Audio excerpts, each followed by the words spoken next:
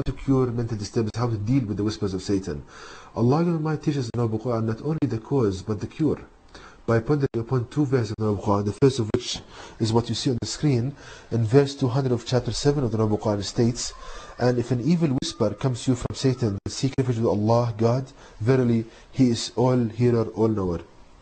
So, when an idea pops up in your head containing ideas of harm and lust and blasphemy and causing you mental disturbances, the first thing to do is to seek refuge with Allah, which means that you should remember this guidance, remember what Allah teaches you in the Quran, remember that the source of these thoughts is not yourself, but your companion devil, and they are designed to cause you pain and despair, and they're all untrue, they're not true, and Allah God Almighty will not judge you for them, but will judge you whether you believe them and carry them out, and you carry them out or not.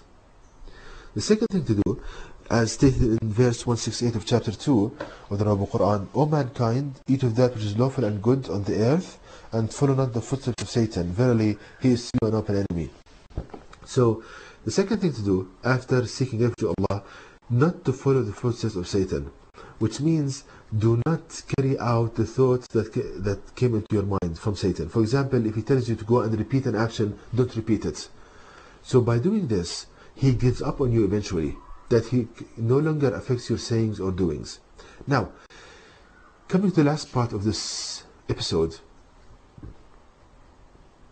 giving examples on how to implement this knowledge in real life examples. The first example is a person hearing ideas in his head when he washes himself and he wants to leave the place he did the washing, that he's unclean, that he's dirty, and something tells him to go back and repeat the actions many times over. Now, how to diagnose and cure this from the guides of the Quran? Now, when this person, this idea, when he leaves the washing place, and this idea pops up in his head, he should seek refuge with Allah, which means that to remember that the source of this idea is not himself, but his companion devil Satan, his enemy, and he wants to cause him both physical and mental pain, and that all of these ideas are untrue. All of these ideas are not true. And the second thing to do, not to follow the footsteps of Satan, which means not to go back and to repeat the washing many times over.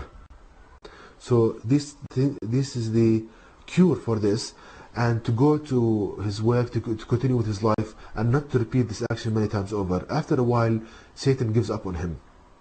So this is how to diagnose and cure it. And the cure is not in sedative pills, is not in sitting on a couch and telling a person about your problems. It's not at all. Now, the other example, a person hearing ideas causing him depression, telling him, for example, what's the purpose of this life, what's the purpose of your job, and so forth. Now, how to diagnose and cure this according to the Noble Quran? The first thing that this person should realize is that the source of this idea is not himself but his companion devil, and they are designed to cause him pain and despair, and that he should seek refuge with Allah. Remember the guidance you are hearing now. Remember the guidance of Allah God Almighty in the Noble Quran. And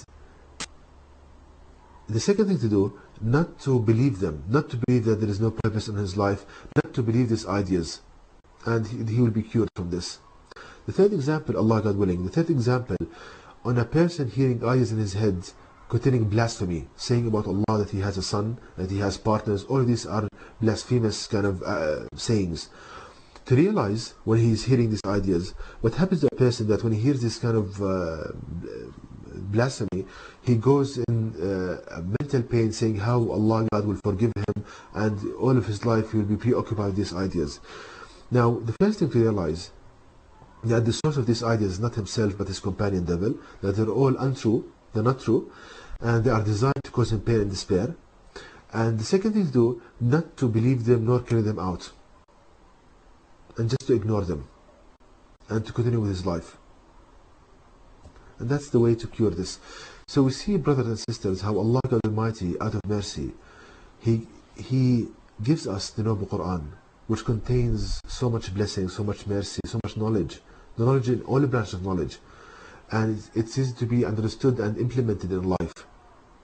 And we see that this topic of diagnosis and cure of mental disturbances, psychology failed to give an answer for this for hundreds of years. while Allah God Almighty gives us the answer in minutes and in a number of ways of the Quran. And to know more details about this topic, please visit my website at www.quran-miracle.com, and you can email me at zquran@yahoo.com, and may the peace and blessings of Allah be upon you all.